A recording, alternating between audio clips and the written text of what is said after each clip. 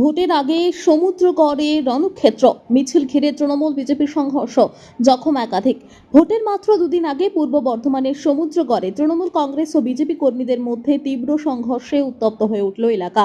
মিছিলকে কেন্দ্র করে শুরু হওয়া বচসা মুহূর্তে ইটবৃষ্টি ও পাল্টা হামলায় রূপ নেয়।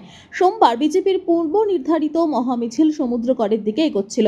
সেই সময় নসরতপুরে তৃণমূলের পার্টি অফিসের সামনে উত্তেজনা ছড়ায়।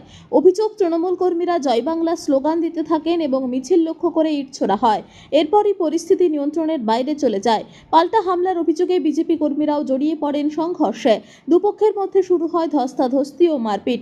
খবর পেয়ে ঘটনাস্থলে পৌঁছায় নাদনঘাট থানার পুলিশ ও কেন্দ্রীয় বাহিনী। তাদের হস্তক্ষেপে পরিস্থিতি কিছুটা নিয়ন্ত্রণে আসে। ঘটনায় দুপক্ষেরই বেশ কয়েকজন আহত হয়েছেন।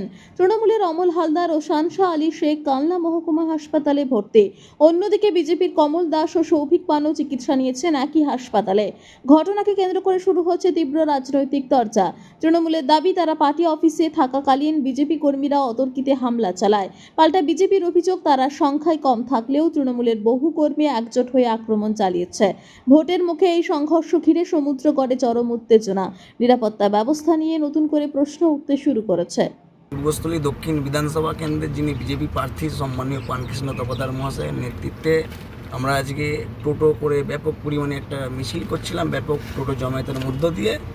কিন্তু যখন আমাদের এই টোটো মিছিলটা সমুদ্রগড়ের আগে যে নসরতপুর যে তৃণমূল পার্টি অফিস, সেই পার্টি অফিসের ওইখানে আমরা অতিক্রম করছি, তখন তৃণমূলের ওখানকার যে মস্তান আছে অমিত মোদক, তার নেতৃত্বে ওই দিক থেকে 8-10 জন ছেলে নিয়ে তারা স্লোগান দিচ্ছে। এবার সেই মুহূর্তে আমাদের ছেলেরাও যাচ্ছে, আমাদের ছেলেরাও স্লোগান দিচ্ছে এবং আচমকা ওইখান থেকে ইট বৃষ্টি শুরু করে। এবার যখন ইট বৃষ্টি করে আমি অনেক পেছনে ছিলাম, তারপরে আমি দেখছি আমাদের বেশিরভাগ যুবর ছেলেপিলেরা ছিল। তখন আমি ছুটে গিয়ে দেখছি যে যুবক এই ভাই সৌভিককে মেরেছে, আরও একজন ওখানে আছে, তারা মাথা পুরো ফ্র্যাকচার হয়ে গেছে এরমভাবে। তখন আমি ছুটে গিয়ে থামানোর চেষ্টা করলাম। সেই সময় আমাকে পুরো একদম 2 হাত ডিফারেন্সের মধ্যে দিয়ে মারলো, পুরো মাথা এখানটায় দেখেন ফুলে গেছে, ঠিক আছে। আর যখন মাথাটা একটু ঘুরে গেল, সেই টাইমে পিঠে বাঁশ, আবার আপনার যে টিউবলাইট যেগুলো থাকে মারলো। পরবর্তী সময়ে আমাদের যখন ছেলেরা এক জায়গায় হয়ে গেল 2-1 মিনিটের পরেই, তখন আমাদের ছেলেরা পাল্টা যখন শুরু করলো, তখন ওরা পালাতে বাধ্য হলো। এবং পরবর্তী সময়ে এই যে আপনার সেন্ট্রাল বাহিনী এবং রাজ্য পুলিশ তারা উপস্থিত হওয়ার পরে আমাদের নেতাকর্মীদের ওপর লাঠিচার্জ করছে। বিজেপির লোক কয়েকশো লোক ছিল। আপনারা কোথায় ছিলেন?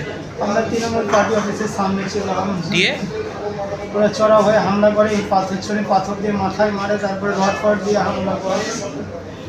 কখন হয়েছে এটা? হয়েছে একটা পর।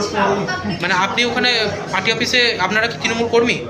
হ্যাঁ, আমরা কর্মী এসেছিলাম, আমাদের ওই লোককে মেরেছিল, তাই এসেছিলাম আমরা দেখতে। তাই আমাদের উপর চড়াও হয়ে মেরেছে, আমরা কোনো কিছু করিনি, আমরা এসেছি আর আচ্ছা, হামলা করে আমাদের জুতো ছুলে মারছে আমাদের পার্টি অফিসে।